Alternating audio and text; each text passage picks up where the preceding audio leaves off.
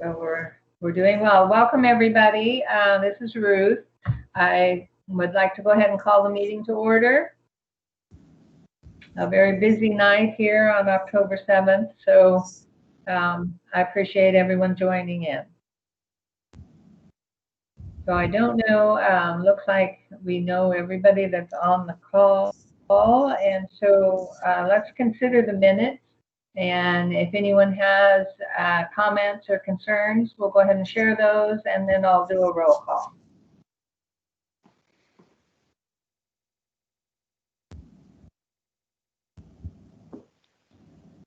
So hopefully everybody had a chance to review the minutes. I read them over. I didn't see anything that stood out to me. Okay. So I would move to accept the minutes as written. Thank you. So is that was Lonnie? Yes. Okay, and who seconded? Richard. Richard, thank you. Okay, so those that, so George, yes, no? Excuse me, yes, I'm here. Thank you. Candy? I think I abstained because I wasn't at the last meeting. Okay. Carl? Yes. Richard? Yes. Lonnie made a motion, so yes, he probably is. And Lindsay? Yes. Okay. And let's see, Tina and Sarah, are you both alternates? Tina's a staff member. Sorry? Sarah's an alternate. I'm an Okay, so Tina? Tina, I'm a staff member. Okay, And I'm an alternate, Ruth. I'm Sarah. thank you. Okay, I think we have a motion and it has passed. Yeah, this is Ben. I got here late. Sorry about that. Hello, Ben. Hey, I just want to make sure Do you you know I was want here. to vote yes to accept the minute? Yes, I do. Thank you. Thank you. Did I miss anybody else? Alan here. I just arrived at the same time as Ben. All right, hi, Alan. And were there any changes to the minutes? No, there were not. Okay. And yes, I also approve. Okay. Anybody else that I missed? Holly? Did I you just signed join? in. Yes. Hi, Holly. So you, yes on the minutes? Approve the minutes. Thank you. Okay. Well, why don't I go ahead? David and Tina, for the Safe Routes to School ODOT grant? Or the report on Safe Routes to School? Yeah, quick question. Joe, are we still doing public comment at all? Do we have anyone else or no? I don't have any comments. I haven't received any comments from anyone. I do have the public listening line available. If anybody would like to make any comments, they're more than welcome to email us. joe@tiger-or.gov. Okay. Yeah, I just want to make sure that people know. And in fact, I wonder, Joe, if that's something that we should put on our minutes or our agenda when we send it out as maybe a note for public comment where people can email in comments beforehand if they want to. Maybe that's something we could start adding on there. Okay. Well, yeah, so we have a few different topics. Let me just run through them for the group tonight. So first off, we've got Tina Skiles, who's our Safe Routes to School program coordinator, who's going to tell us about a couple of infrastructure grants that we just applied for. I'm going to give you an update on the Hall Boulevard jurisdiction process that we're undertaking now. And then I will give an update on a grant that we were just awarded to do a new downtown plan. And then I'll share the TriMet response to TTAC's letter from a couple of months ago. Now, I think this went out in your agenda packet, so you may have had a chance to look at it, but I think we can just walk through maybe the responses and have a little discussion. So let's jump right in. I've got Tina on the line, and I think what we're going to do, Tina, is, if this is how we discussed, is I'm going to share my screen, and then you can go ahead and share information about the grants to the committee. Does that sound good? That sounds good. Yeah. Okay. Can you hear me? And yeah, we can hear you great. I also want to make an announcement to the group that this is Tina's last meeting with us. Tina announced her retirement recently from the position, so she'll be with us for about another month. And I just want to say it's been really great working with Tina and having her in this role. She's done an amazing job and really helped out making our city a safer place to walk and ride bikes. So thank you, Tina. You're welcome. Thank you, Tina. Yes, thank you, Tina. Thank Can't have been easy with all the COVID stuff. The last 6 months have been more difficult, yes. The bikes are all parked, the scooters are all parked, kids are all home. Well, Tina, it'll be tough to find somebody with the background and credentials that you had to fill this role. So I think it's a great fit for the city. I'm optimistic that you'll get a good candidate. I know of a couple that have thinking of applying, so that's good. So Yeah, I I want to wanna- thank you. Oh, Tina, this is George Brand. I wanted to thank you too, especially with the help you gave me with my my paper for building sidewalks in Tigard for the schools. So thanks again, and good luck to you. thank you. Thank you. I'm moving on to being able to spend time with my grandkids. I'm excited about that.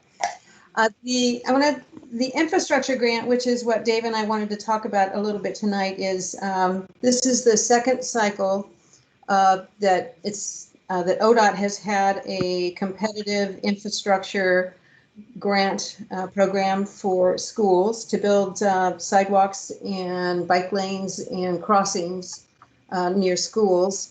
And it's a very competitive grant. We applied 2 years ago for a project at Templeton and did not get funded. And this year we submitted applications August 31st for 2 schools. And we chose those 2 schools because schools that have higher than 40% of the students on free and reduced lunch get a higher weighted score in the scoring. And you also can do a 20% match instead of a 40% match on the matching funds that are required. So we chose, we have a project at Metzger and we have a project at Templeton. And what Dave has up right now is Metzger Elementary. You also score more points if the project is close to the school, within a quarter mile. You get more points than if it's in a half mile or if it's within a mile. And so the project at Metzger is putting a crossing across Locust Street, right there at the intersection with Lincoln, which is the drive turns down Lincoln.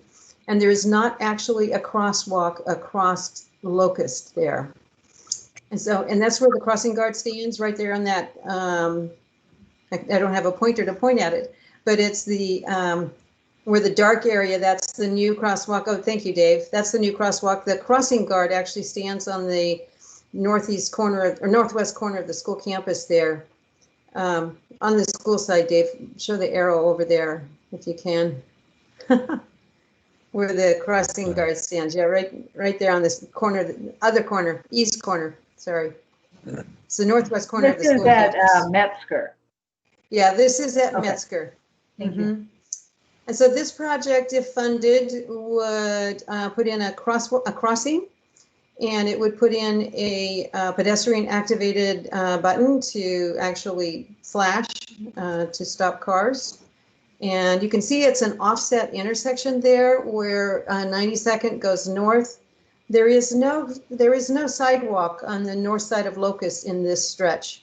And so the other thing that this project would be to close the sidewalk gap by putting in sidewalk from Hall Boulevard all the way to just beyond this photo, this image. On 92nd, there's an existing crosswalk not too far past that image. And this is further, okay, we're looking further east. This is all the way as you approach Hall. There's 4 maps actually for this one, and that's Hall. We found out that ODOT is improving the ADA ramps on the 4 corners of this intersection. They've added it to another project that they have that'll be done within the next 2 years. And so that's one reason why we took the sidewalk as far all the way to Hall Boulevard, so that we can meet up with that and it's contiguous. So this project is just under $1 million. And the match for it is coming from Washington County MSTIP opportunity funds. And so thank you, Washington County, for that. And I guess maybe, does anybody have questions about this one, or you want me to go ahead and talk about Templeton and then? Well, I think maybe Tina, if you could just make sure we're clear that these are grants that we have submitted. We've not been awarded these yet, so we're still waiting. And when do you think we'll know whether or not we got them? We'll know later this fall where we are on the 100% list and the 150% list. It is extremely competitive. They had about they have $26,000 available, or $260,000 available. I mean, and they 26 million. Pardon? 260. 20. What did I say? 26 million. Sorry, I'm getting my numbers wrong. 26 million available, and there is, each grant has to be like a minimum of 60,000 and a maximum of 2 million per jurisdiction. So for us, this grant is it's just under $1,990,000, and we can get up to 2 million worth if we score high enough. They had enough applications that they would need about $76 million to fund every application. So they're anticipating being able to fund about a third of the dollars that were asked for. So, or a third of the programs. So, any questions on this one? Yeah, Alan? Sorry. Yeah, I have a question about, is it Cellar Street? Has there been any improvement on that?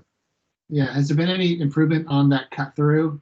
I know a couple of years ago when on the bike ped subcommittee, there was talk about some work in that area, and that was one of the identified cut through to look into for maybe small project or smaller project stuff. Yeah, it is on Washington County's list. They actually thought that they would have it improved by now. They were putting an improved pathway through there, not a through street, but an improved path. And that was supposed to happen this summer. I don't know what the current timeline is on that and how much has been pushed back. I was just out there today and it's happened. Alan, I'm glad that you brought that up because it's a good reminder. We've been having conversations with the county about these little connections in Metzger for a couple of years now. I wonder if it might be worthwhile if TTAC as a committee would want to reach out to Washington County to try to get an update and express interest in this sort of thing. So we can certainly talk about that more. And I'm happy to help facilitate that. I'd love to see these connections built. I think it's especially critical for this part of the city, just because there are many projects that don't go to this side of the town or are a little bit slower than some other areas. Mm-hmm. I have to say, I live 2 blocks up 92nd from this proposed. This area is so dangerous in the morning for children. And I'm so glad to see that it was put forward. So I'm crossing my fingers. I hope it Great. goes through too. There is it's not in this image, but there is a speed bump that does slow down traffic that's just to the left of the image that you're seeing. It's just to the left of 92nd or Cellar Street, depending on what you call it. So. Yeah, and there's another one right past it down Locust. Yes. Mm-hmm.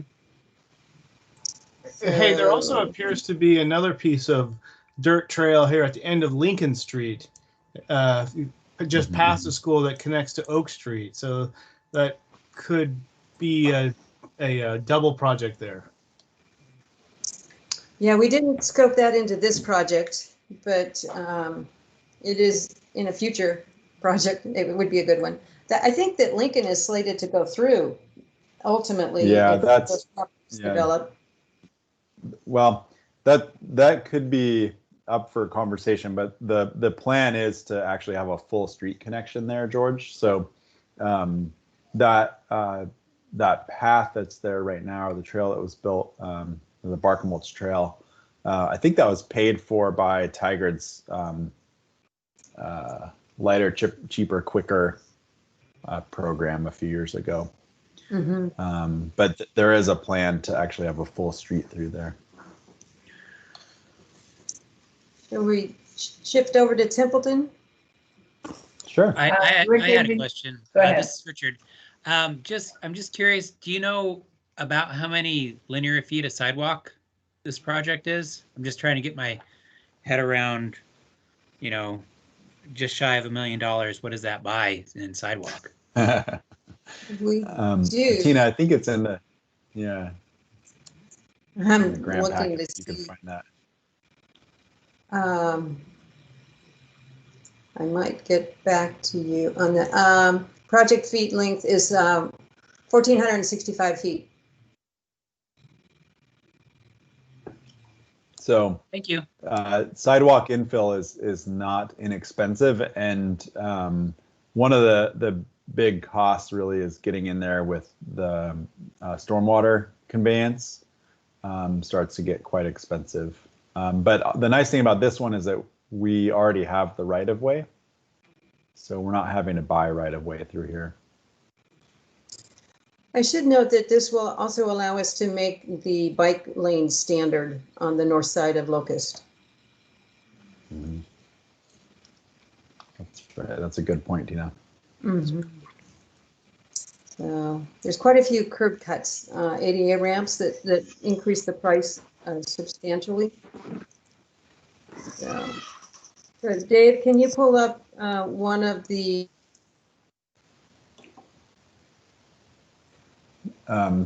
Templeton or Tuality? Yeah. Yeah. Okay, we'll go. How about if we go to McDonald first here? Okay. So with Templeton's project, we're applying for two. We're enhancing crossings at two locations. One is at McDonald and O'Mara, and that would just like at Metzger, this would be installing a pedestrian activated signal so that there's more notice that there's pedestrians there and that they want to cross and traffic will stop for them. And it also includes realigning the intersection there where O'Mara joins McDonald to just line it up better so it's a safer crossing. You can see where that right turn lane is becoming more perpendicular rather than at the angle. So, and this would also fill a little tiny sidewalk gap that's directly south of the crossing. There's one property there that doesn't have sidewalk on the, right there where Dave is pointing to.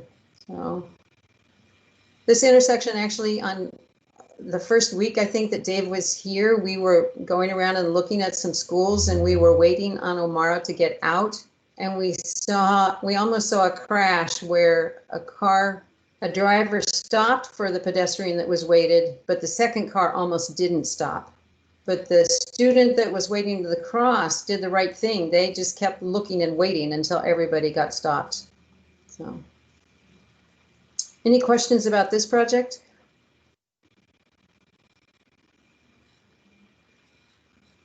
Should we look at Sattler? I think maybe really quick before we move on, I'll just mention that McDonald is on our capital improvement program and is slated for full improvement someday. So one of the things that we were trying to balance here was trying to make improvements for ped safety, obviously, at this intersection, but trying to ensure that what we're putting in is not going to get ripped out with the McDonald rebuild someday, or if what we're putting in is ripped out, that it's not a huge investment. So we tried, one of the big things for me is to try to tighten up this intersection of O'Mara, potentially even having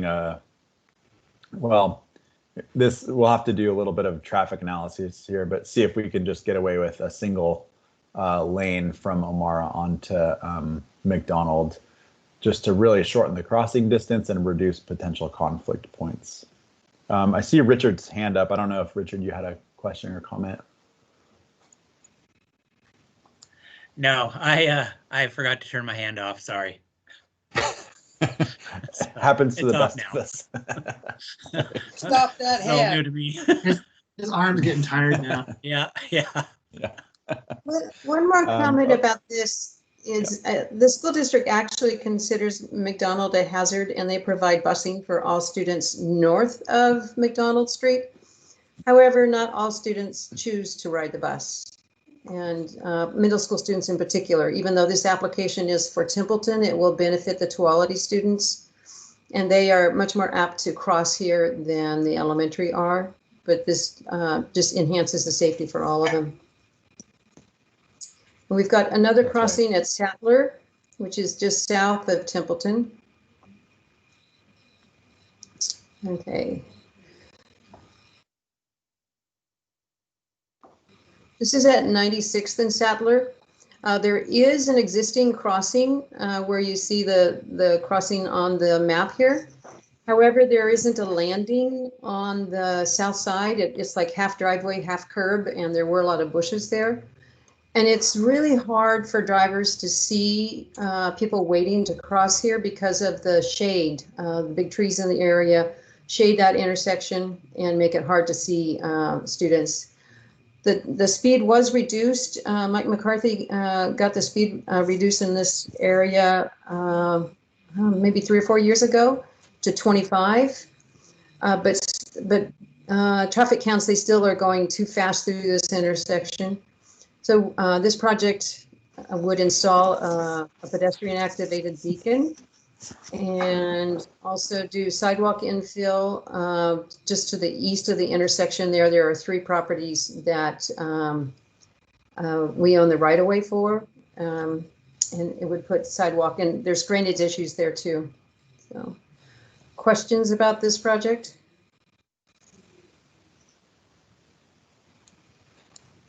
Was there any talk of improving Sattler at 98th?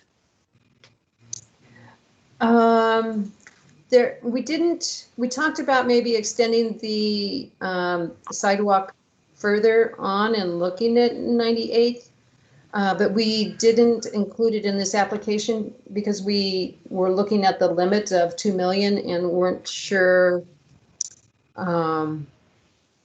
where we would be sitting by having both schools in. Okay. Hope is that Thank you. traffic is considered throughout this process. I worry about how many people are going to live there and how they're going to get to the other communities, but primarily downtown Portland. And I just visited Bend, and the roundabouts are amazing. So if we could introduce roundabouts, that would be great.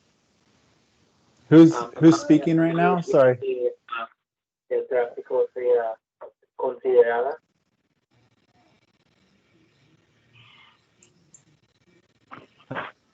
Hi, this is Dave. I'm wondering who's speaking right now.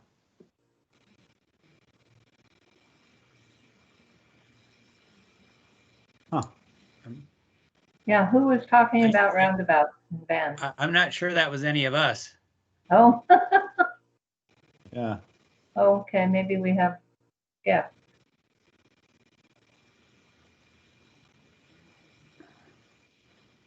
So I do have another question about the safe routes to school improvements overall. I guess I have a vested interest in this, I should say, because my kids do go to Templeton and I live on 100th. I'm just wondering why the Amara Street improvements were dropped. I remember talking with Mike about that a few years ago. Amara? Which, Yeah. yeah, what were the specific improvements? Oh, well, Amara doesn't have any sidewalks at all, and it's a very narrow street, and that's where all the buses approaches come from, and it's one of the east-west connections to the school. It's almost more of the central east-west connection to the school. And Richard, you're talking about up north of McDonald? Up here? It's south of McDonald. Oh, sorry, I said Omara. I meant Murdoch Street. Sorry. Oh, Murdoch. Oh, yeah. There's still a project on Murdoch, and I actually this afternoon had a CIP planning meeting with some engineering folks, and Murdoch is still in our CIP as a city-funded project, so it hasn't been dropped. But I'll also just note that when I first started at the city, we actually submitted a grant application for the same pot of money that we're going after here for that project, and we were unsuccessful. So it didn't make sense to ask for the same project again, because for whatever reason it didn't rank high for ODOT reviewers. So okay. It's Just still curious, on a list. Yeah. Does the ODOT money, does that get refunded every year? So maybe as some of these get filled out throughout the county and the city, there might be funds opening up for some of these other projects? This is so Tina mentioned 2-year cycle. Yeah, go ahead. I was just going to say it's a 2-year cycle. Last round, that are the projects that are currently being built, it was the initial year, and that time, if I remember right, it was about $16 million that were available. And this time it's 26 million, and we'll have the same opportunity again in 2 years. Oh, okay. Thanks. So the grants are heavily scored by equity. More than half of the score is by equity. Got it. Okay. And so I think I don't know if we'll get them, because there certainly are schools around the state that have more students on free and reduced lunch than we have either at Templeton or at Metzger. Templeton is just over 40% of the students are on free and reduced lunch, and Metzger is right around 60%. Okay. All right. Thank you. Mm-hmm.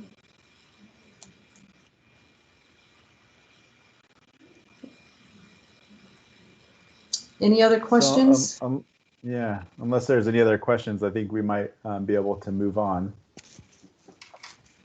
Thank you all for the service you do for the city.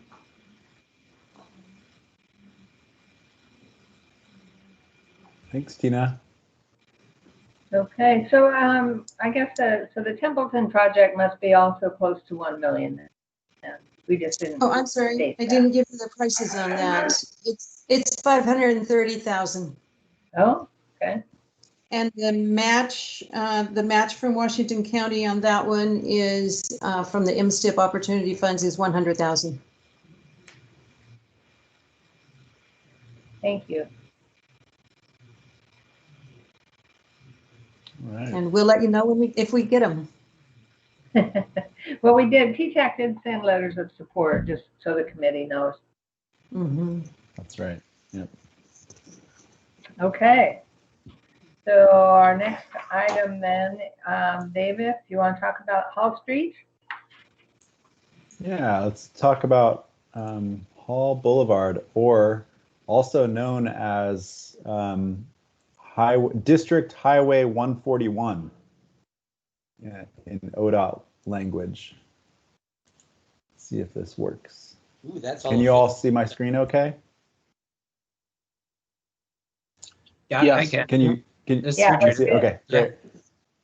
So this will be a little preview for Council President Goodhouse, because this is a very similar presentation that I'll be giving to City Council on October 20th, in just under 2 weeks.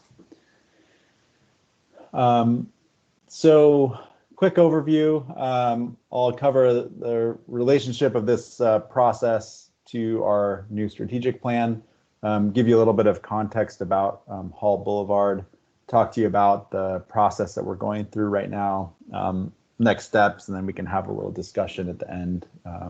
Or if you have questions along the way, feel free to let me know and we can talk about it. Just a warning that I can't see if you're raising hands using Teams, so just interrupt me if you have a question. So this is a good opportunity to, and I'm just realizing this as I'm sharing this presentation with you, that the city just adopted a new strategic plan. And Joe, let's go ahead and send that out to the group. I'm sure some folks here had an opportunity to provide input if they were following along, but it'd be good to share that document with the whole group so you can see the strategic priorities of the city. But I'll cover a few here that are related to this project. So strategic plan priority number 2 is to create a well-connected, attractive, and accessible pedestrian network. And then some of the relevant objectives underneath that priority are linking residents and businesses or commercial areas, creating attractive, accessible, safe, and well-maintained pedestrian facilities. So by Tigard potentially having ownership over Hall Boulevard, we'd be able to have more control over the roadway, so we can fulfill some of these priorities and objectives. Ensure development and growth support the vision, so maximizing public health benefits while increasing connectivity between people and community destinations. Obviously, if we can design Hall as we want it to be, we can provide more of these connections for all road users of all abilities, just as we're suggesting with our complete streets policy.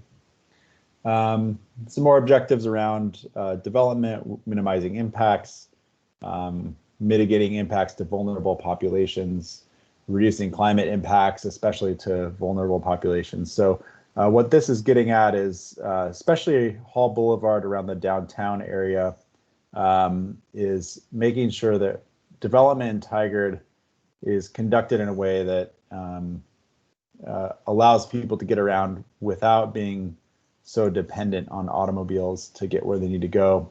And that's less expensive for people. It's also less impactful to the environment, especially around climate emissions. So here's a little bit of physical context of what we're talking about. So the stretch of Hall Boulevard that we're talking about is about 3 miles long between Locust and Durham. So we were just talking about Locust with the Safe Routes to School presentation. That's the dividing line between unincorporated Washington County and Tigard. So of course, Hall Boulevard continues north from there up into Beaverton, over 217, and ODOT owns all of this section of roadway from Durham up until you get into Beaverton. So we're talking about a 3 mile stretch from Locust to Durham, though, in Tigard. It's an arterial functional class, meaning it's the largest type of roadway in terms of vehicle volume and higher travel speeds. And typically, what you'd see for design requirements, at least on the Tigard side, would be like wider sidewalks, wider bike lanes, potentially slightly wider travel lanes for vehicles for an arterial. The average daily traffic is about 17,000 vehicles, and about 2.9% of those is freight traffic. So it's actually fairly small or minimal freight route. It's anywhere from 2 to 5 lanes in width with a 76 to 100-foot right-of-way, depending on where you are. On this stretch, we've got 8 signalized intersections with traffic signals. And I'm sure if anyone has driven or walked or biked or taken a bus on here, you know that there's the pavement's in really poor condition. In fact, probably the worst pavement in the whole city is on Hall Boulevard these days. Yes, sir. And it's got very it's got very inconsistent pedestrian, bicycle, and ADA facilities along it. So the policy context, if you look at our currently adopted transportation system plan, it calls for upgrading Hall Boulevard pending a future corridor study. So essentially what the TSP today tells us is that we need to do a study of Hall Boulevard to figure out what the future design is going to be like. And then you'll also see a number of targeted intersection improvements, and some of those have been completed. For example, Hall and 99 has received an upgrade, so it's up to current standards. I'll just say with the transportation system plan update that we've just kicked off, we will be relooking at this, and we're not doing a specific corridor study on Hall right now through the TSP project, but we'll probably end up refining the project description a bit more to be a little bit more specific about what needs to be done on Hall Boulevard. Of course, there's the Southwest Corridor Light Rail project with a hyper focus on transit-oriented development at the downtown station area in particular, and some of the other station areas as well, including Elmhurst and 68th. You know, Tigard has pretty ambitious goals, and as you've seen and heard, we've really been pushing TriMet hard to go in this direction to support the type of development goals we would have to be integrated with light rail.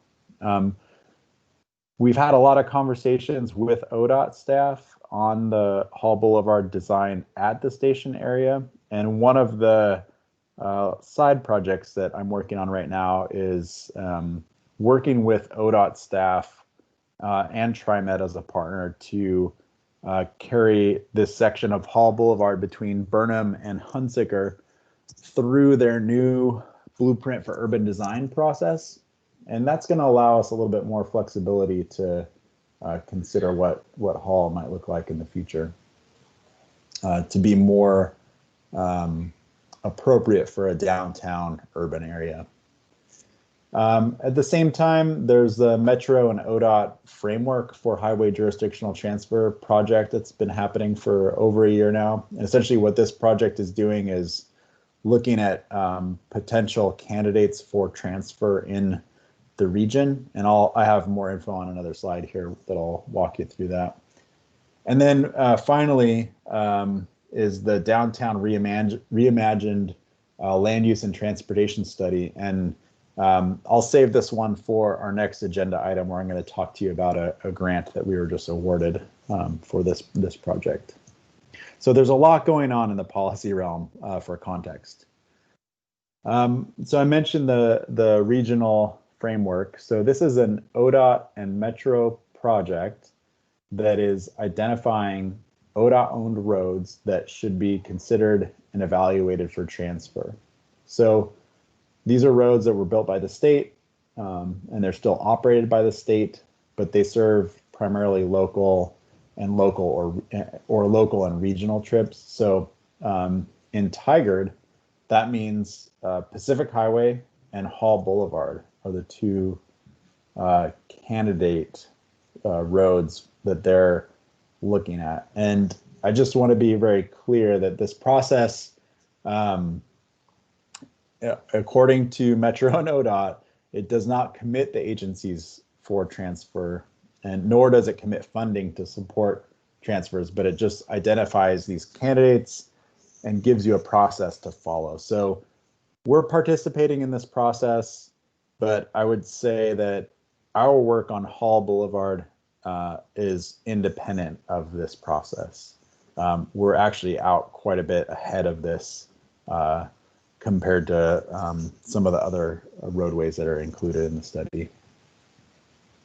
So in terms of our process, so we, back in spring of this year, we commissioned a condition assessment study of Hall Boulevard. And what the study did is it looked at all of the different roadway elements.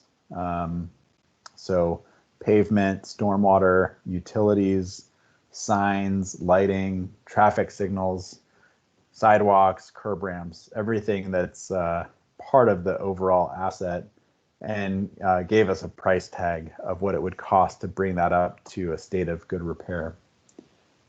In summer of 2020, early summer, we provided this report to ODOT to initiate a conversation with them about a jurisdictional transfer. And that conversation has been taking the form of monthly meetings. And we have a really great group of staff on both sides, ODOT and Tigard, who are working through this. And right now we've put together a memorandum of understanding that should be signed very shortly between the two agencies. And essentially what this MOU does is it provides a shared work plan to bring us towards an estimate in terms of the dollar amount that would be required to bring the roadway up to a state of good repair, so that Tigard would be able to take ownership of that roadway. And so the way this typically works is that you go through this process, you reach agreement on the state of good repair needs, and then you have to find a funding source to support the transfer. And the funding source can come from a number of different places. It has come from ODOT's budget in some situations. It's been programmed. In other situations, it's come from the state legislature, dedicated funding to support these transfers in a few different locations across the state. So that's the next step for us. So like I said, Sarah, I the think condition. that's a question, Dave. Yeah, go for it. Hey, Dave, I just wonder who ultimately has the jurisdiction to grant the right of the transfer? That's the Oregon Transportation Commission. Okay. The OTC ultimately makes the decision. And does anyone other than the members of the OTC weigh in on it?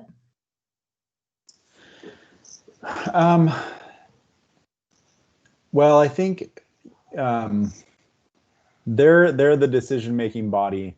I would presume that you might have somebody like the Regional Area Commission on Transportation, the ACT, which is a body that reports into the OTC, would probably make a recommendation. We might have the Washington County Coordinating Committee making a recommendation up to the ACT. So I think those steps will occur a bit later in the process, but I think we're positioned well right now with our good working relationship with ODOT to kind of lead us in that direction. So okay. And yeah, are you go ahead. Is there a specific time frame to when we would know if the transfer was going to happen? I think we'll probably be working through this for the next year, I would say. Okay. They're not quick processes. And what we're doing right now is really the easy part. It's the hard part is finding funding. Right. to Okay. support it, because we're talking about millions of dollars here. Oh, I would imagine at least, 100 million for that. Well, it's 3 fortunately miles. it's not that much. Okay. Yeah, it'll be probably somewhere. I would say probably under 20 million, but that's just my gut sense right now. And then the other thing to mention, or that's worthwhile mentioning, is sometimes the agreement between the state and the local jurisdiction is not solely a dollar amount. Sometimes what you see is ODOT actually commits to doing all of the work or a portion of the work needed, and then handing it over to the city. So it could be some combination of funding and a promise to do work by ODOT in the future. Got it. Okay, thank you. Yeah. Sorry, yeah, Dave, go ahead. can I just make sure I got this straight in my head too? So what you're putting together right now is more or less a price tag for all the deferred maintenance on Hall Boulevard? Yep, that's right. Yeah. Okay, but it doesn't include Exactly. any like sidewalk improvements or I guess capital improvements. It's just to get it up to, I guess, working order as the city sees. It's this state of good repair is the terminology that they use. And essentially what that means is they would be handing over an asset that would be in good maintainable condition for the city, so that we're not we're not going broke trying to maintain this thing. Okay. There might be some room in the negotiations to do some limited improvements, and that might take the form of maybe some sidewalk infill here and there. Maybe one of the elements we're talking about right now is the crossing of Fano Creek Trail near the library and City Hall. If we could get that crossing upgraded potentially. So those sorts of things. Yep. Okay, thanks. Yeah.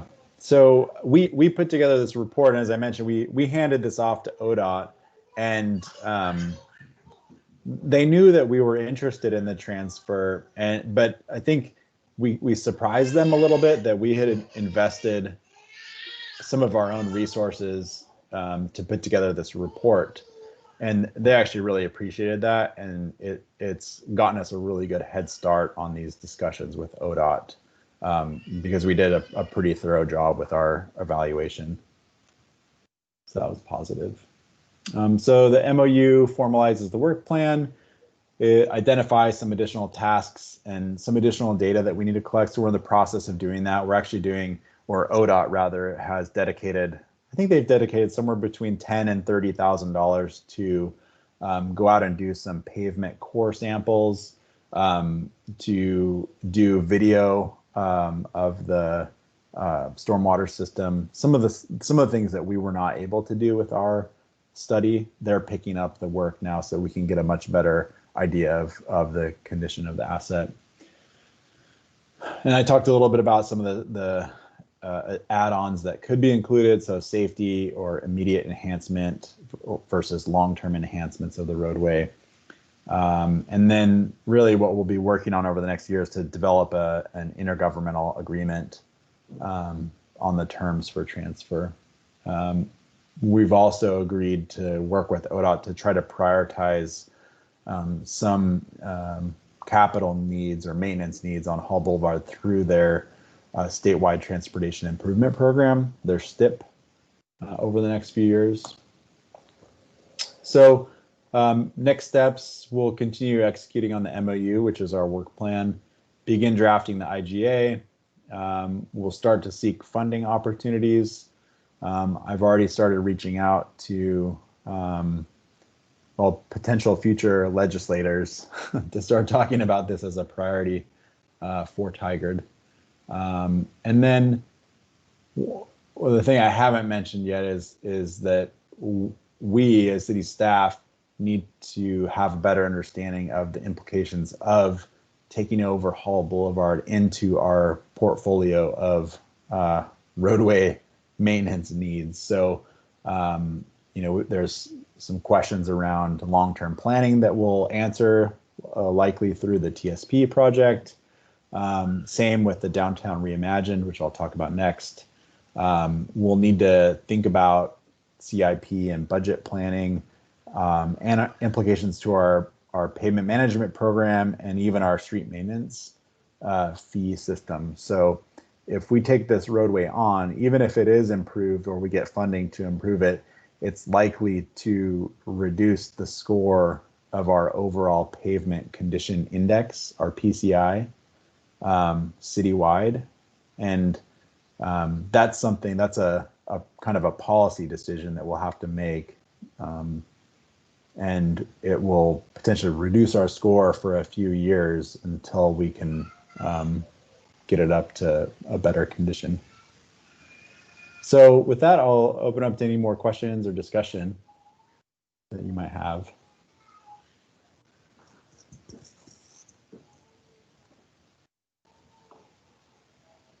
I like the part about be careful what you wish for, because taking on this project and taking on this roadway does imply that we would have to take good care of it. And so careful what you wish for.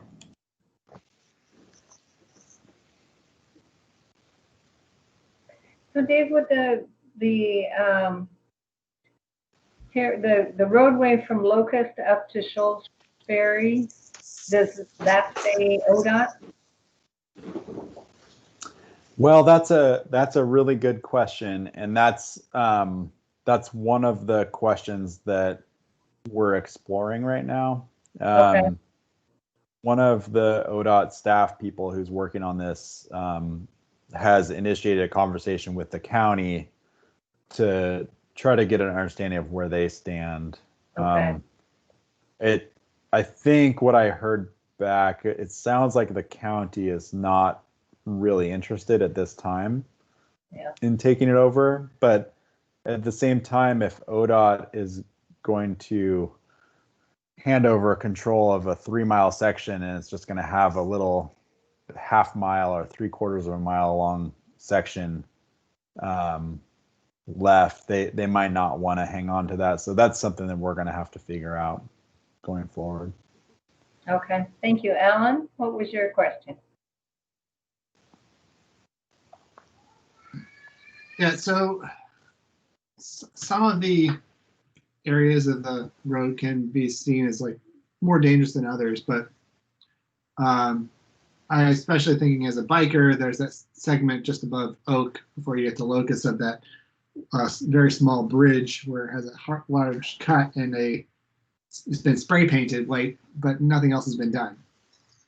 Is there any kind of action that can be taken to press the current owners or other projects to be implemented in the meantime, even if they're small projects? Or does it have to go through this lengthy process of, no, we own this, you own this, every single time something wants to be done? No, you don't have to wait. I mean, if you have, I mean, it's, you need to know who owns the road to know who to complain to. So if you, and I know exactly where you're talking about, Alan, because that used to be, back when I worked in the Tigard office, that was my commute home. And that's actually a culvert that's included in our inventory. It, just to let you know, that culvert sounds like it's actually in needs to be replaced. So that's one of the items that we'd potentially be including in this. But that issue today is a safety hazard, and if you have concerns about it, it's definitely something you should contact ODOT about. And I'll just give a little personal anecdote. I don't want to get too off track here, but there was just a little bit further south from there, just near Faffel, there was a saw cut hole cut out in the shoulder that was never filled. And this was before COVID. And it took me probably 5 emails to ODOT complaining about it before they went out and fixed it. So you have to be kind of tenacious on those sorts of things. But if it's actually a safety hazard, they'll probably go do something about it. So. Richard, do you have a question? Yeah. So Dave, so if it does get transferred to Tigard, does that entitle Tigard to some ODOT road funds for future maintenance of the road? That could be part of the agreement, yeah. So, you know, the only way we would take over this road is if we were compensated for some of these maintenance needs, or compensated for the deferred maintenance, or if ODOT were to go do the work themselves before we took it over. Okay, but I guess my question is, ODOT, I assume they put money aside to maintain it now, although they don't do it in the way we would hope they would, but there's still money they should be putting aside for that section of road. So, well, that gets into how they, ODOT manages the highway system across the state, and okay. You can just see how ODOT prioritizes their maintenance dollars. They're not prioritizing these urban arterials. No. They're prioritizing rural roads and bigger highways. Okay. And so, yes, they have a huge maintenance fund, but it's not going to these roads. And that's why this whole Metro ODOT process was initiated, because there's a lot of unhappy cities in the Portland region who are unhappy with how ODOT's not spending their money on these roads. Okay. All right. Thanks. Yeah. And Sarah, did you have a question? Or is your hand just still up? No, sorry, I'll take it down. Okay, I didn't mean to ignore you. All right. So are we ready to move on to the Downtown Tigard Reimagined grant? Can I ask a question about something real quick? Yeah. Sure, go ahead, George. So my question is, we had talked about getting some funding for a study of Highway 99. And I saw a blurb about that. Just where are we with that? Yeah, that's a great question. Thanks for bringing that up, Joe. So we went through a process last year, and I think I probably presented on this a couple times to TTAC, where we were trying to find money to support a transportation and land use study of Highway 99. And this was a partnership between Tigard, Tualatin, Sherwood, Washington County, all working together to try to get this project going. And so we led an effort both through the state legislature and through the Metro T 2020 ballot measure, the transportation package. So at the state legislature, that we got verbal support from our elected officials, but there was no commitment ultimately to find funding. And then COVID hit, and then that completely changed the conversation with state funding. So the funding through the legislature fizzled out for now, but we were successful in petitioning Metro and the getting their task force to get the study included in the package of projects that would be funded by the ballot measure this November. So that's still there, and if it passes, then there will be funding available to do that study in the next few years. And to be honest with you, it's good you bring that up in the context of jurisdictional transfer, because I'm quite certain if that project moves forward and there's a significant amount of money dedicated to it, we'll definitely be having that jurisdictional transfer conversation during that project of Highway 99. Although I can tell you right now, it's not something that Tigard is interested in today. Yeah, I can't imagine it would be worth wouldn't be a smart investment because the amount of money that I could foresee this highway needing over its lifespan would dwarf our transportation budget, especially since you were talking to, a 3 to 4 lane arterial highway, an actual highway. I would highly, as a citizen, highly recommend not taking on ownership of it because it's too much liability and too big of a project. Yep. Council President Goodhouse here real quick. I don't know if I maybe heard it. The legislation is, and maybe this was said already, but the legislation is looking at the Orphan Highway Fund, which I think I heard you say, Dave, to reach out to your legislators and stuff. But that's something that for a while they've been looking at. There's a handful or more. There's maybe a couple dozen orphan highways in Oregon, and there's been a push for a long time to do a one-time funding to basically take care of those orphan highways, get them up to par, and then transfer them over, do a jurisdictional transfer over. So that's any effort might be done to talk to the legislators to encourage them to look at that more and pass some kind of a orphan highway fund. Yeah, I think that's right. I think it's Representative Neuron that's had been leading that previously. So yeah, it's definitely something that's come up in the past, and you've seen one-off projects that have been supported, like through HB 2017, the big transportation funding bill that have supported jurisdictional transfers. But there has been some discussion of having a standalone fund to support these at the region. Hi, this is Lindsay. I have a follow-up question for that.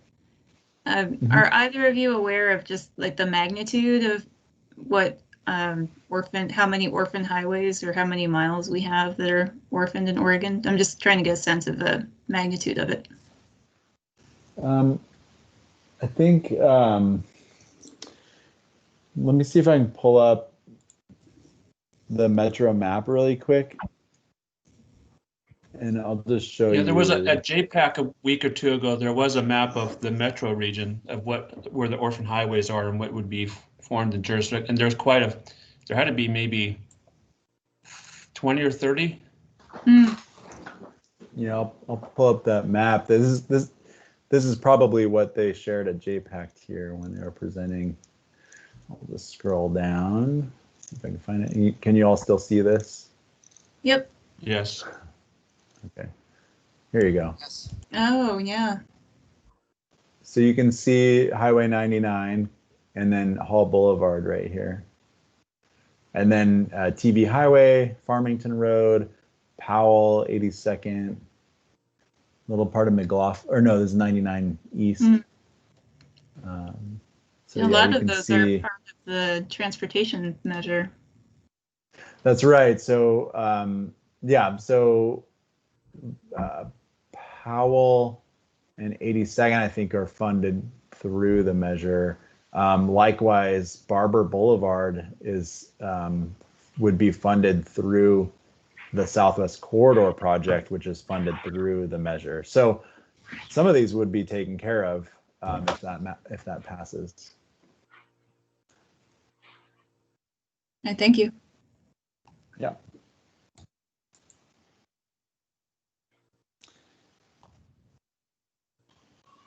So I think we can probably go on to the next topic if people are ready. So let me see what yeah. So this is everything we're talking about is related here. And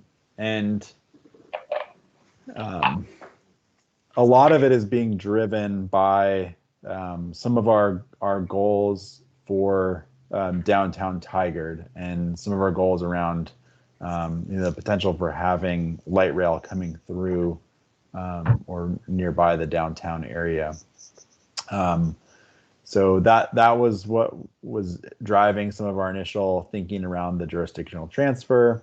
And we've been doing some work with a consultant team to support investigating what a really good transit-oriented development would look like in Tigard, and along with the Southwest Corridor Station. So we've been looking at Hall Boulevard a lot, Elmhurst Station and 68th Station as potential TOD sites in Tigard. And so one of the things that we recognize is that we've been able to throw some small dollar amounts at this stuff to just do some early investigations and help inform some of our conversations that we've been having with TriMet on the Southwest Corridor project, and trying to kind of just understand some of the bigger questions that we need to answer here. And so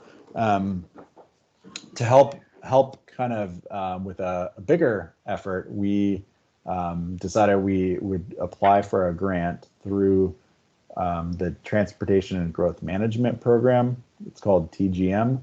And it's a combination of ODOT and the Department of Land Conservation and Development, so land use and transportation, and they provide planning grants for cities in Oregon to do work. So, for example, our Tigard Triangle plan was funded by a TGM grant, and our current transportation system plan was funded by a TGM grant. So anyway, they had an open grant cycle a few months ago, and Tigard staff, myself, and a few other planners put together a grant application for the Downtown Reimagined study, and we were just awarded this grant. So it's pretty exciting that we got it, and this is going to help us sort of reimagine what downtown would look like with the introduction of light rail, and even without the introduction of light rail, what would a transit-oriented downtown look like. So I wanted to just share some goals around some of the smaller internal work we've been doing, the TOD work. So just some key points here. Light rail is a game changer that, if it comes, it will fundamentally reshape downtown. A 21st century transit center ought to be combined with the light rail station. So, right now, we know that we have the Tigard Transit Center, and the proposed location of the light rail station they're separated. They're a bit of a walk. So how can you better link those? Having a light rail station will change downtown's gravity point. This is consultant language. I didn't come up with this. Light rail transit will expand the idea of where and what downtown is. Downtown will wholly include the station and surrounding TOD area. That's a goal. Hey, Dave. Sorry. Can you give me a layman's explanation of gravity point? I think. Let me move to the next, or one of these images I have, and I think this should help kind of. Oh. So I think so our consultant put this together. I think when he originally did it, it had animation on it, but I think if you look at this, like really, downtown is kind of like focused, right in here, or sorry, right through here, in this red oblong shape here. But if you introduce a light rail transit station over here, and we're talking about we have our city offices over here, we have Burnham Street here, we have Commercial Street here. You're I would say, Lonnie, the current gravity point of downtown is like right here, Main Street. Yes. But if you introduce a light rail station over here, you're expanding that gravitational center out. And it completely reshapes what a future downtown might look like. It will make it larger.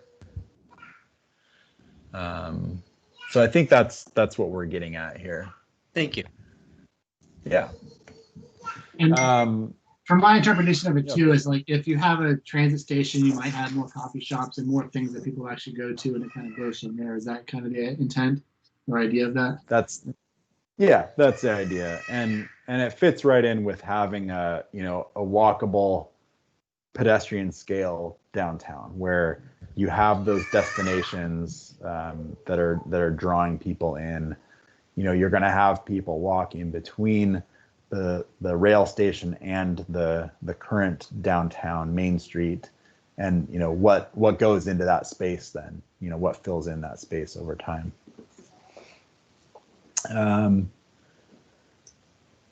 And oh yeah, the other point here is like one fully integrated downtown with two distinct flavors. So you have the historic downtown, the Main Street downtown, and then a potentially contemporary, more modern downtown feel around the station area. So the TGM grant that we were just awarded just about not even a month ago, these are some of the goals that the project manager gave me. So one of the goals is to transform Hall Boulevard into an active multimodal corridor in the downtown area and beyond as well. But this grant is really focused on the downtown area.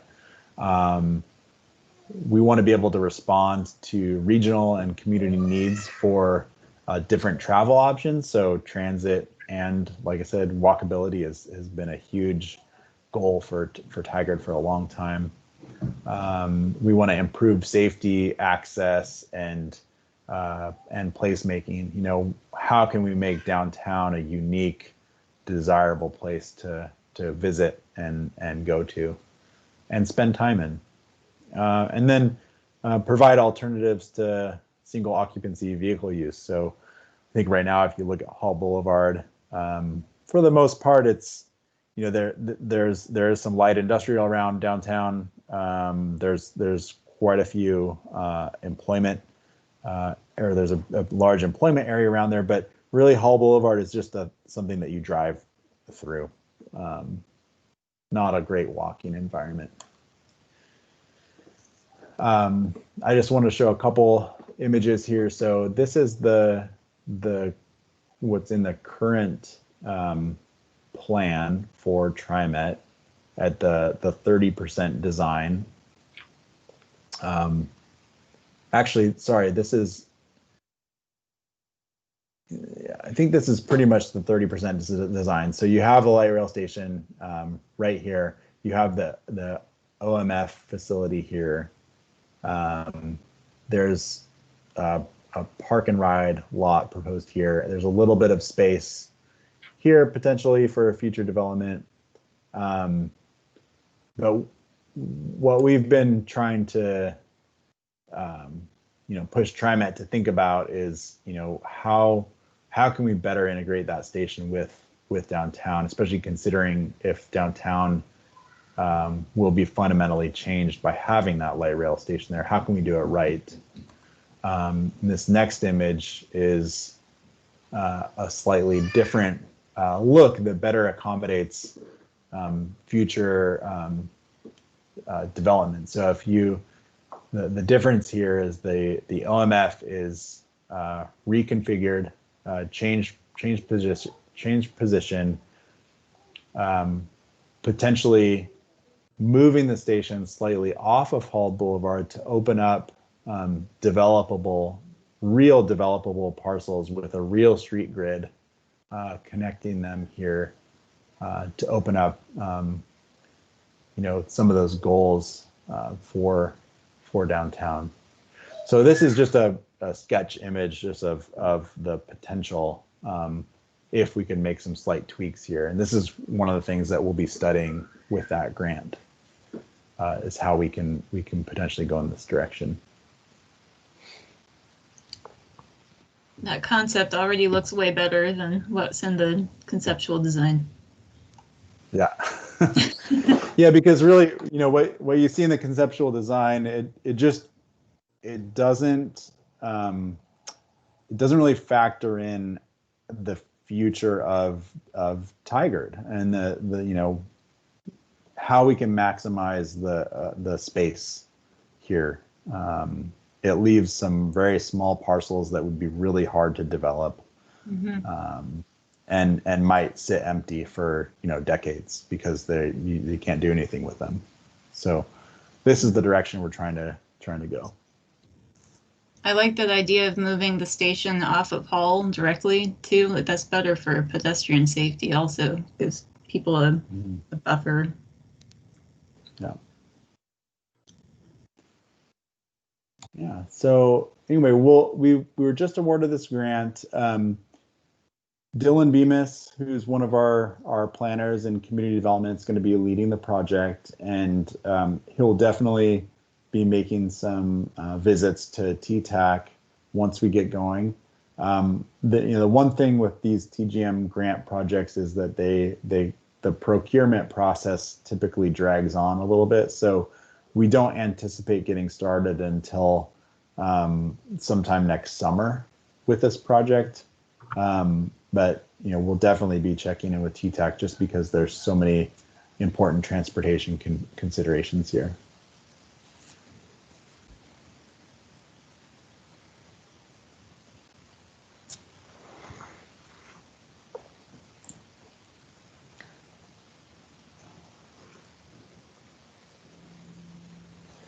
So that's all I have there. Okay, any other questions?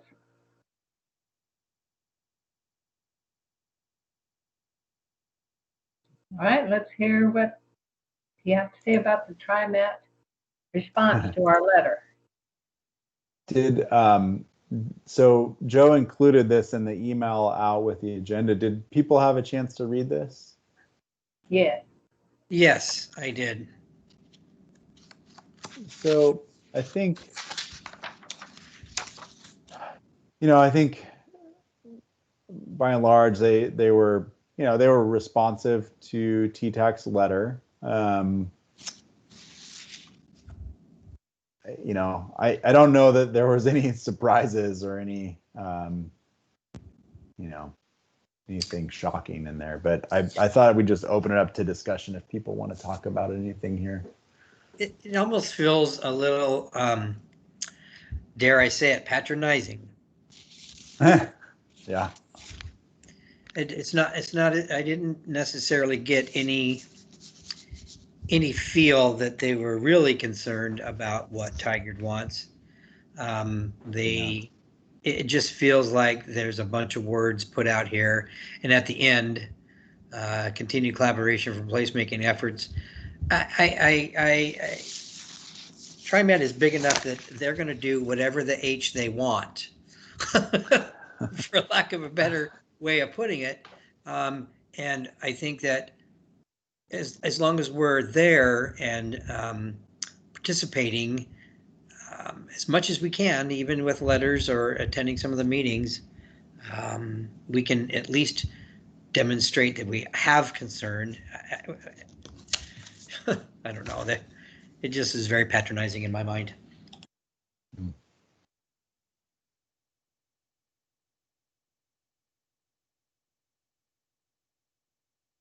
Council President Goodhouse here. I was going to jump in though and say the TTAC sent a letter and then also TCAC sent a letter. And from what I've heard, those did both have at least a good positive effect.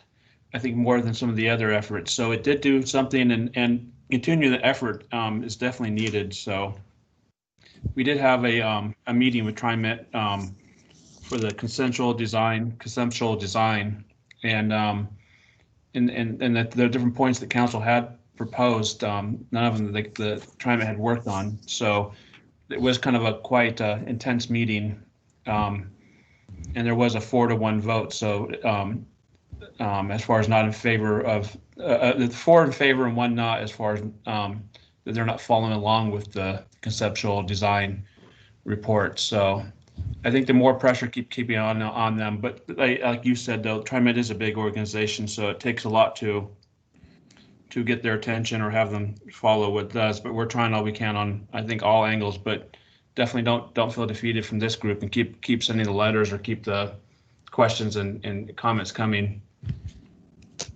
Thank you for that, Councilor. I appreciate that. This is George here. been in contact with Fiona Cundy a little bit, talking about this project, and I've had some other things to talk with her about. And each time I chat with her email, I mention the pedestrian bridge. So I've been trying to keep that fresh in her mind. And here in a week, I have an interview with another person, another ODOT dignitary. So I'm going to also make sure I slip that into our confirmation or conversation also. Good.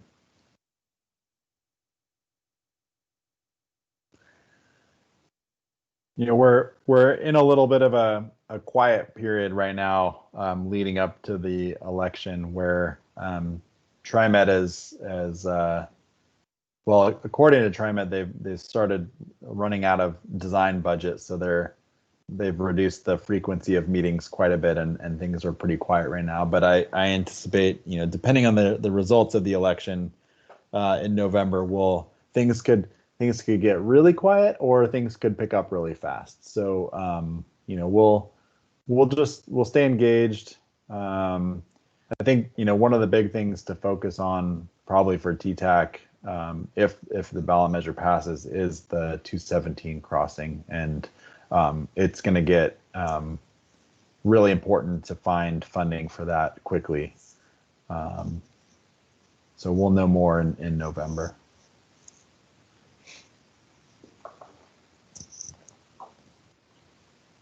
Great.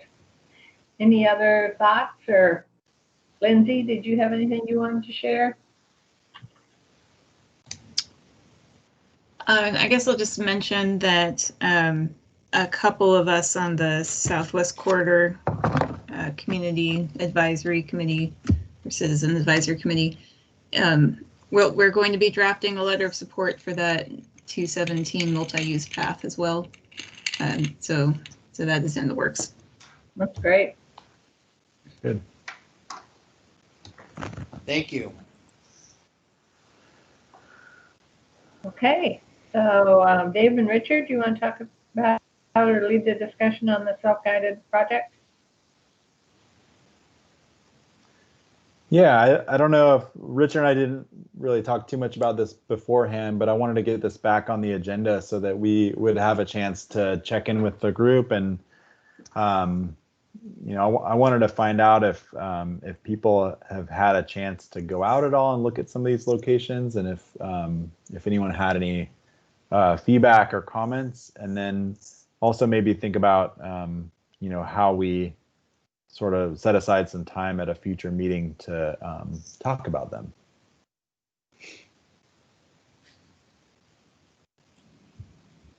Well, I dropped the ball on my piece on wanting to get together with Ben, I think, and go on with these two.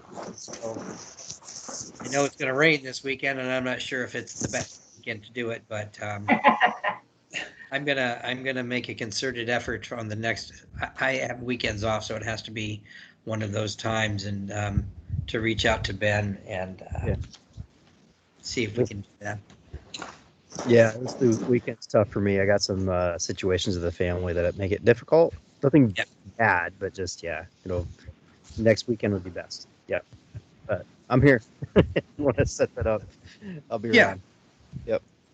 Yeah. So, Alan here, I actually did a bike ride starting at the Fruing location, because it's right by the house. I was able to hit almost all of the spots in a loop. I imagine, Ben, it might be different if you start from your place, hitting them all. But I did have a question about Fruing, seeing that there's cars parked on both sides right now. And sidewalk work on some of those is going to be tough with the way that the hill comes down to the road. So there's cutting into the hill potentially, like on the sides of the street. It's like, so is there any plan for parking improvements with the sidewalk improvements, or is it kind of going to still be a free for all like it is today? Yeah, that's a great question, Alan. And it's really recently with just trying to drive it with the cars coming the other way. Yeah, it is a narrow street. I recently saw some initial concept designs that the consultant had put together, and the way that they're managing parking is that there will be some parking bays integrated into the project. So there will be some areas where it'll be too narrow. There will be no parking, but they are accommodating some on-street parking on that road with the design. Okay. And then I have another question about 121st. Mm-hmm. On the south end, when you're traveling northbound, there is a wide 2 lanes right before where the project area starts. And then it cuts in really quickly. Is that going to be kind of expanded a bit right where it cuts in? I'm looking at photos that I took, so it's hard to really explain where it is, but it's on the south. Yeah. Of that. This is south of one. I'm pulling up my map. Hang on a second here. Let me orient myself. If it's south of 121st, What's the closest cross street? It's at the very end of the work site. Which end? The south end. Okay. Whatever. And that's at Whistler's Loop. Whistler? Yeah. So you're asking. Okay, sorry. How It's Whistler Loop where it cuts back in. There's you can see where the road narrows.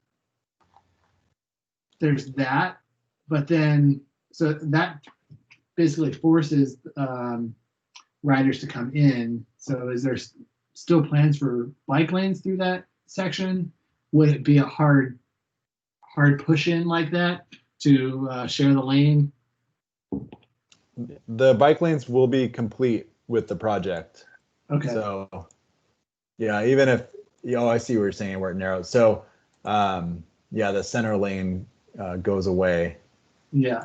So yeah, this is a full urban upgrade project. So it's going to completely transform this area. So all of the roadside ditches will be filled in. There will be bike lanes. There will be sidewalks. Okay. Yeah. So what's going to happen to the water mitigation with the ditches? Is it expanded beyond, have ditches beyond that? Is there underground piping that's going to be included in that? I'm pretty sure that it's going to be a combination of underwater or underground conveyance, and then there might be a couple of stormwater like ponds along the way. Okay.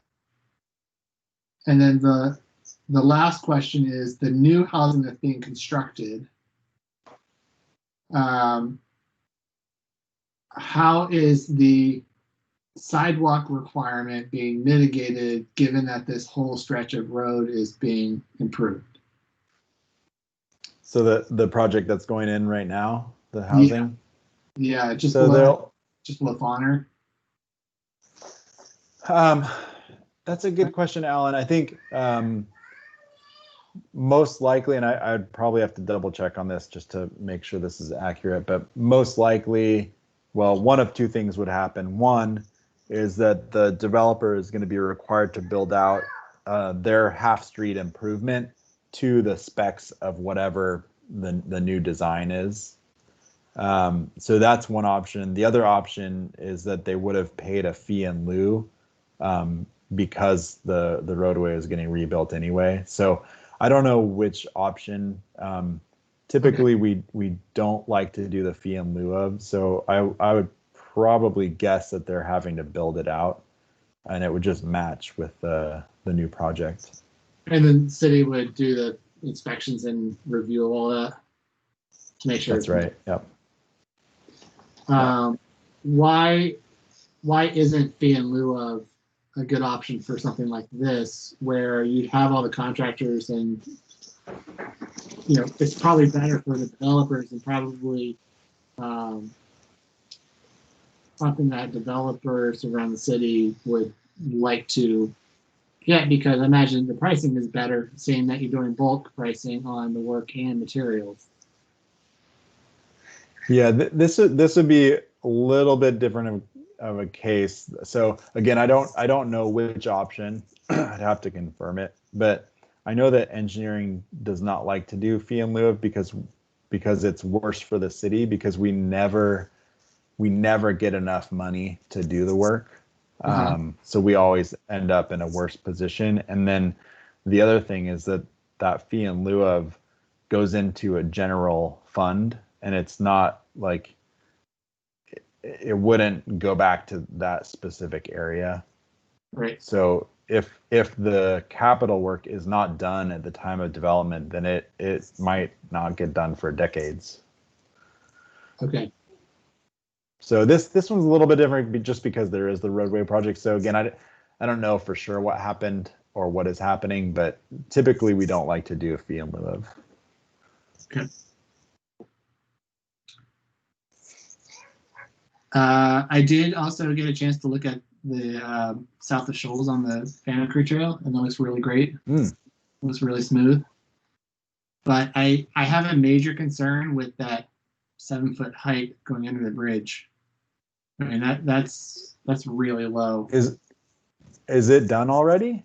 No, not under the bridge. But I was looking at it and imagining if I was a foot higher, even riding my bike, I mean, or just a really tall person.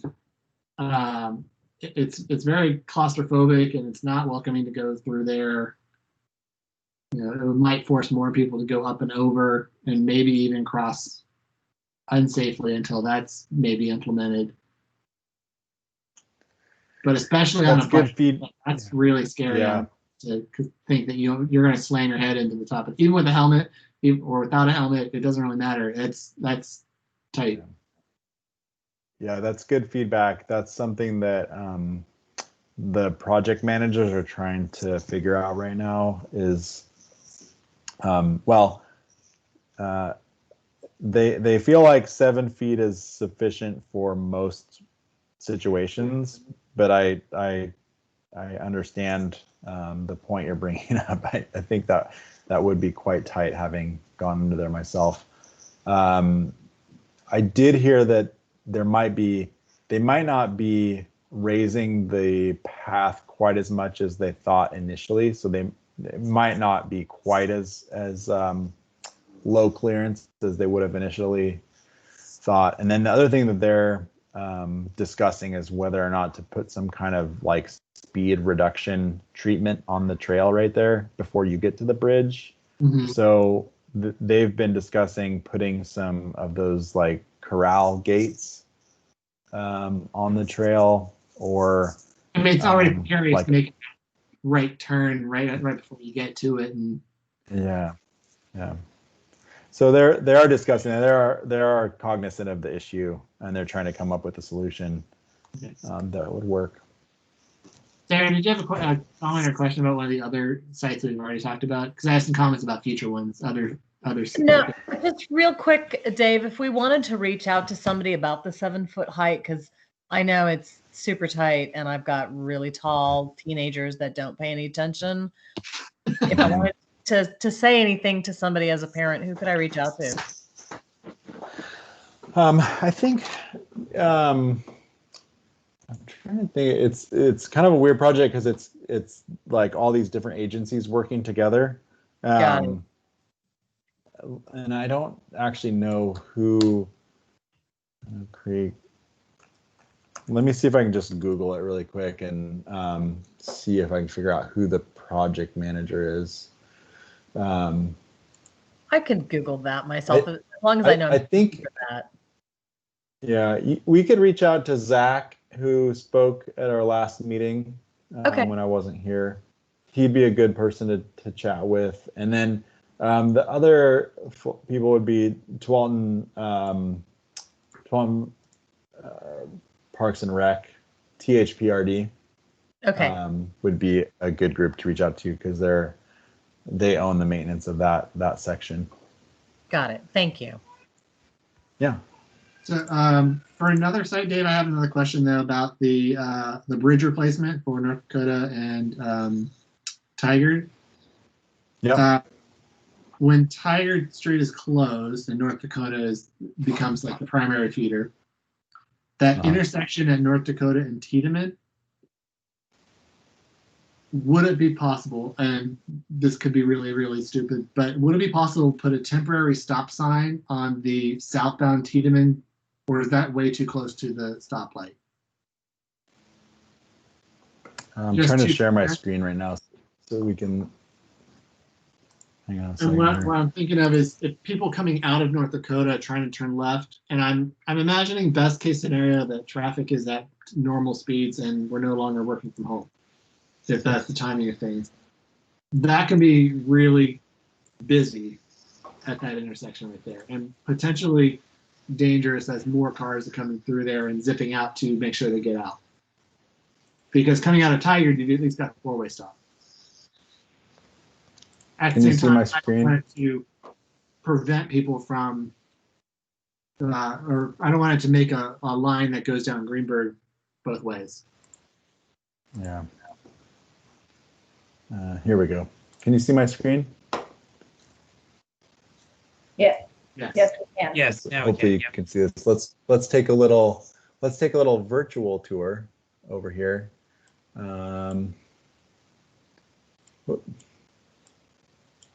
Or even if there's a temporary right turn lane, no stop, and people have to stop right where North Dakota hits, that gives you a little bit more length.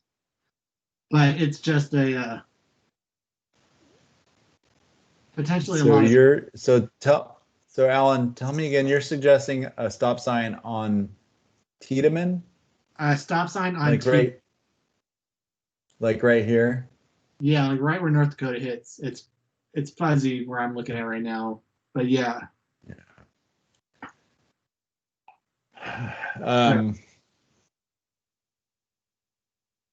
Well, because there's no side yeah. there, so that right fly lane is helpful for that, but yeah. I don't know what the timing. I've tried to. Said it could be sooner than later for this one, right? Or it's really up to the federal money stuff.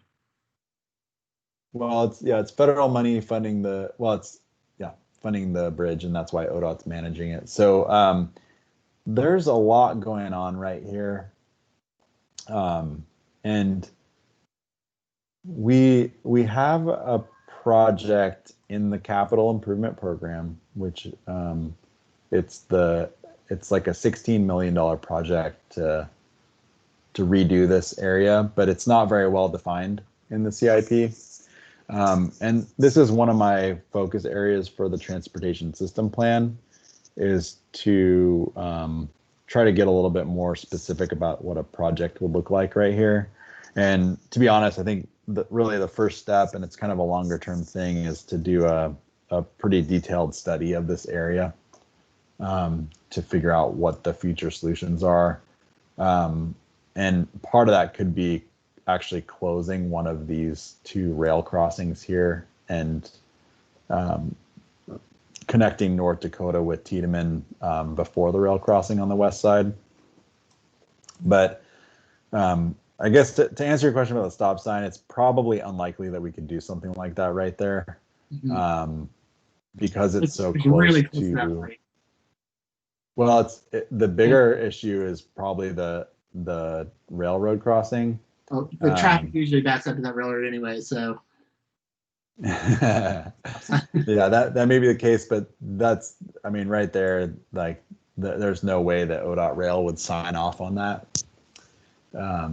And Rail, they're like the most powerful property owners in this country. They have so much power. You have to get permission from them to do anything. So unlikely. So I know there's a problem there to make that a safer left turn off of North Dakota onto Tiedemann.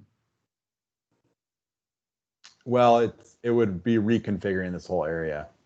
I mean, yeah, we're not gonna be able to do that in time for potentially bridge traffic, though, right? No, this is a longer term project. Yeah. So if there's anything that can be done to maybe look into a short-term solution, even if there's turns out to be nothing that can be done, but even looking into it, I think would be beneficial to prepare for that. I'll talk to the project manager and see, there's potentially some stuff they can put into the traffic control plan when the construction's happening. So I'll make a note of that. And then, I mean, even potentially looking at the light timing. Oh yeah, I mean, while they're doing construction, one of the things that Zach, who's managing these projects, both the North Dakota Bridge and the Tigard Bridge, is it's looking like the projects we're trying to keep them apart temporarily, but it's looking like they might happen pretty close to each other. And then the other issue too is that the construction kind of schedule is also lining up with the Hall Boulevard bridge rebuild over here. So we're trying to work around all these things at once to make sure that traffic can still flow in Tigard. All these bridges are maybe if you turn off the green arrow, that might slow traffic coming onto Tiedemann. If you're turning right off of Greenberg onto Tiedemann, if you turn that green arrow off when the Tiedemann turning left right onto Greenberg has a green light, that would at least slow some of that traffic coming through. Okay, I'll bring that to Zach and to Tegan and see if we can start talking about traffic control plans in that area. Well, we might have to go a little old school and get a traffic control officer there, like they still use in other parts of the world. You have a human being there that directs traffic, and then he's got a backup that can issue tickets. There you go. So one last question about the projects here is on commercial, the new sidewalk that was put in right underneath 99. Is that the porous concrete where the water's supposed to be able to seep through pretty well? It is, yeah. That's permeable concrete. Let's see, here we go. So yeah, if you look at it, it has like a rougher texture to it, and it's a good solution in that it allows you to put in sidewalks or paths, like multi-use paths, without having to go build off-site or adjacent stormwater treatment facilities. Because you typically when you're building sidewalks, you get hit with stormwater requirements because you're adding impermeable surfaces. So that is the use of that permeable pavement, permeable concrete.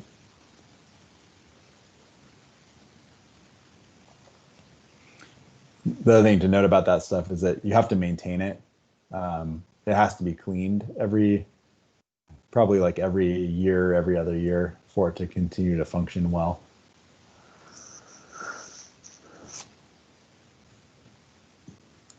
I have a question, Dave, on the 72nd Avenue.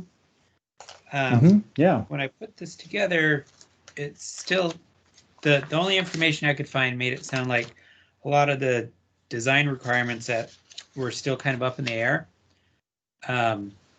And as I was driving around today, I noticed there are more buildings going up on 72nd. And I'm just wondering, has the city gotten the right of way and sidewalk requirement stuff finalized yet, or is that still in limbo? That came up at our meeting.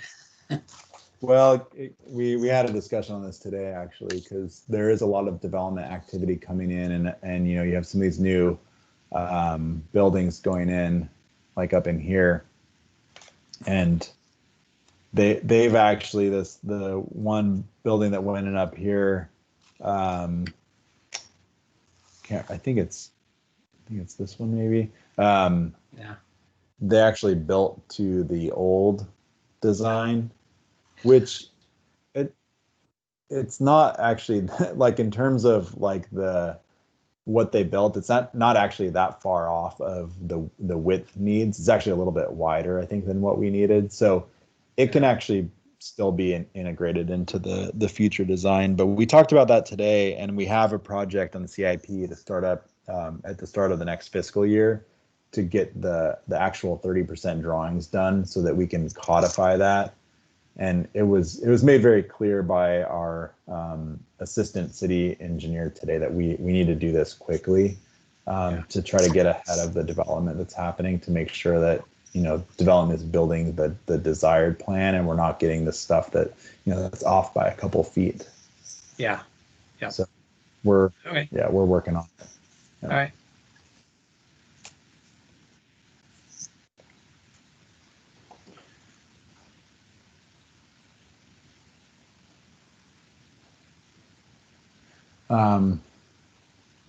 Any other project questions or comments based off of the tour packet? Well, this is Ruth, and I did walk the Heritage Trail, which was nice. I've just, sorry to say, I've just been driving by it, so I was able to walk that. It was very impressive. And then I also went on the trail between the library and Main Street. Just kind of checking it out because I haven't been through that area, and I'm not a cyclist because I have a dog that likes to be walked. So it was great. I'm impressed with the way things are progressing for walking. Good. Yeah. Well, I just want to say thanks to Richard for putting in a significant amount of time and effort in putting this together. It's really nice in this unusual time we're in to try to come up with some workarounds from how we normally had done things in the past. So thanks, Richard, for putting this together. And I think I think it's something that we can continue to use as a resource for the committee. And I think we'll just have to sort of over the next few months, see how we can do more of this kind of thing during this time where we're limited in our physical interactions. So thanks, Richard. You're welcome. Yeah, you're welcome. Hey, Dave, I had some feedback on the Fennel Creek Trail. So, so my family, we took a couple bike rides the last couple of weeks, and we have family who lives actually on the Fennel Creek Trail down over there by the senior center. So we looped over there, but we ended up going the wrong way and I had to backtrack. So I definitely think more wayfinding signs with the maps on where the different legs go would be a welcome improvement. Tell me, George, tell me the location on Fano one more time, please. So once you, okay, where are we at? We're Main Street. So you cross over Main Street and you go by Max's Fano Creek Pub. And then you work by over there where the new bridge by the Remeander is. Yeah. So if you go over the bridge, you go back over towards the city hall and the skate park and the library. But if you stay to the right, you end up over. You can go down and connect over by the senior center down there. So there isn't good. And then once you get in that older part, there's a bunch of bridges and turns, but there aren't any wayfinding signs that are very obvious of where to go. There's a couple. So that's definitely we need to find some budget dollars down the road to get some better signage of where to go. Yeah, I agree with that. There's a couple of intertwined signs. I know there's one right here where these old steel like railroad car bridges. Yeah, that's exactly. But they're right there. Yeah, so yeah, we definitely need more of those, and it's something that's been on our to-do list to try to find some funding to support that. We just haven't been able to find a good grant so far to pay for it. But I agree, we need to have better citywide off street trail signage would be really helpful. And Richard, just to note, you're really right there where you get on Ash Street on the southwest side of it is really close to the Fruing part of the project plan review. If you happen to go back that way. On Fruing? Yeah, Fruing is really close to that spot where Richard's talking about. Just if you happen to go back that way, that's a nice little access place. It is uphill from the Banner Creek Park. Mm-hmm.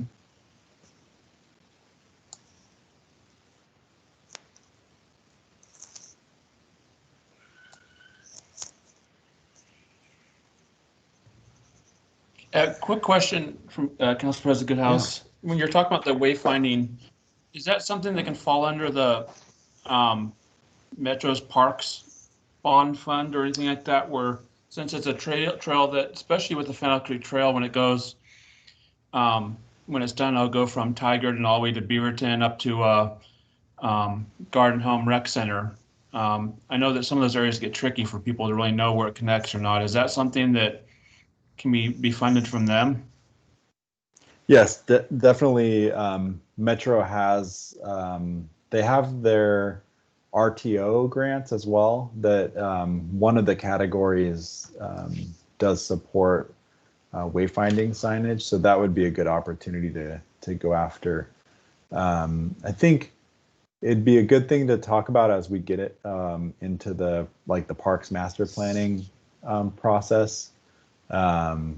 Just to try to get that on somebody's work plan at the city to go after and implement.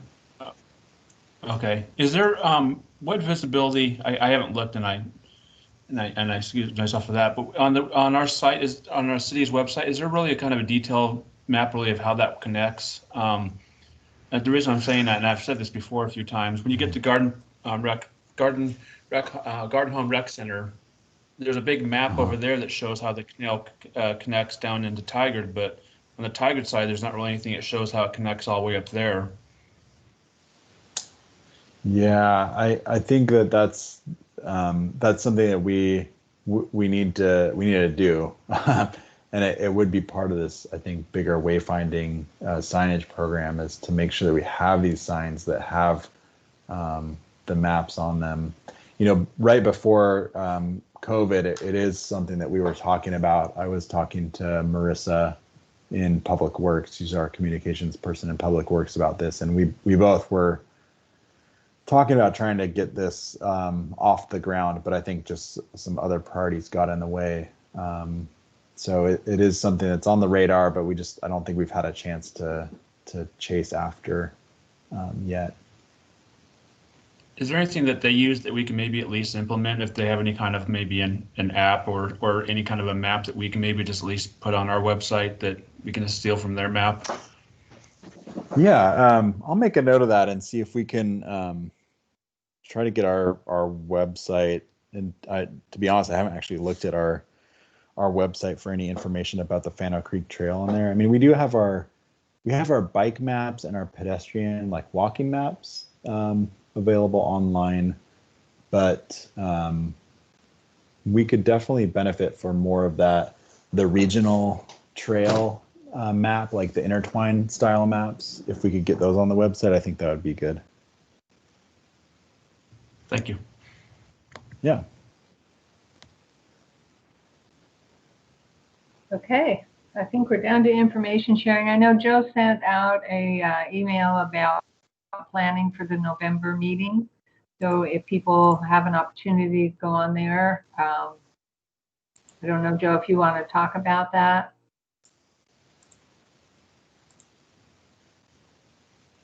Well, I'll let David. I can probably, yeah.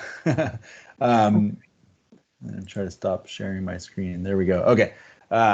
Yeah. So we thought that it might be good if we reschedule our November meeting, just because it falls on that election week, and people might be a little bit distracted with other things going on. So we're asking you to provide input through the doodle poll to see if either the following Monday or was it Wednesday? I can't remember off the top of my head, but we had 2 options for evening meetings the following week, and we're hoping that we can get most of you there for a meeting that night. And what we're proposing is that we have an abbreviated TTAC meeting at the start, and then it would be a larger public forum. So TTAC would be hosting this public forum and also providing input as well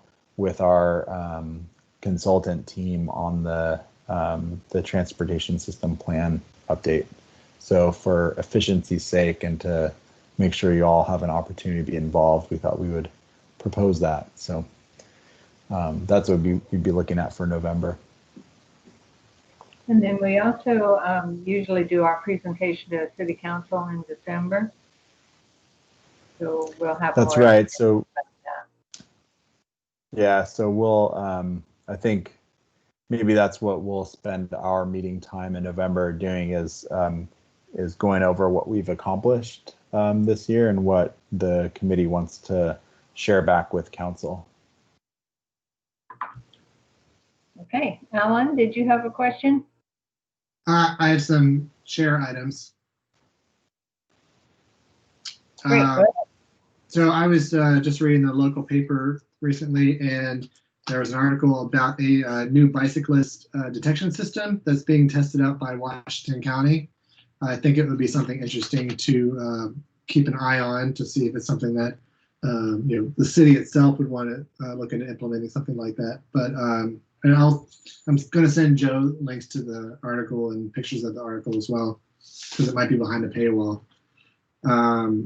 Nothing to really discuss, but it's like a heat shape detection system that is supposed to determine a bicyclist as opposed to other methods, such as a in-road or specific location of the bicyclist. So I guess they could be anywhere within the lane as opposed to in one specific spot. The other one, since we're talking about the Metzger area a lot tonight, there, and council president might be able to talk a little bit more about it too, but there is some additional steps happening with refinement to the Washington Square plan. I was wondering if we're going to be talking about that or had any plans to discuss that with how that affects the transportation in the area.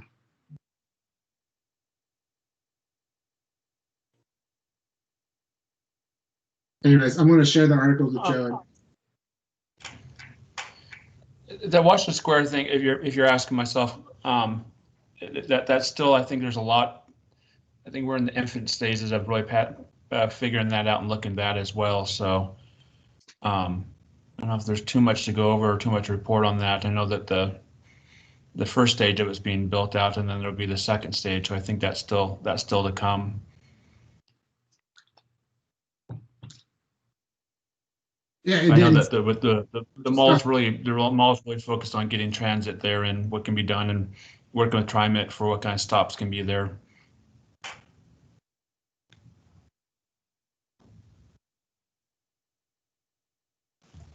Sorry, I was on mute, but I thought I'd respond as well. So the Washington Square Regional Center plan is being updated by Tigard right now, and they will be looking at the transportation facilities around there, including the transit stop or center within the mall site. And there will be opportunities. I think we'll have our project manager, Susan Shanks, probably present and get feedback from TTAC either at one of our meetings or potentially through email or a survey.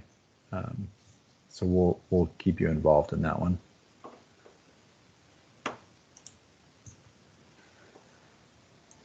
I have a information question. Has anybody heard of any talk of the development of the what is it? The continuation of the linear trail or the power line trail, whatever it is, the one that comes along the power lines. It's stuck. You know, it's supposed to go up the hill towards Bull Mountain someday in the future. That's the West Side Trail, and yeah, it's like the section in Tigard between Barrows and well, it starts at Barrows and goes south. That's being included for consideration with the Metro Parks bond. So there is a long-term plan for that, but it hasn't been fully funded yet.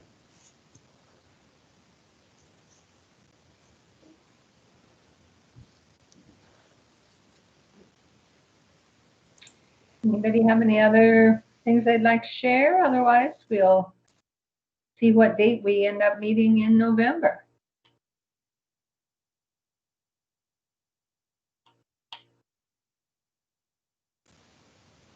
Well, thanks everybody. I know we missed out on a vice presidential debate tonight, but hopefully you can catch the replays.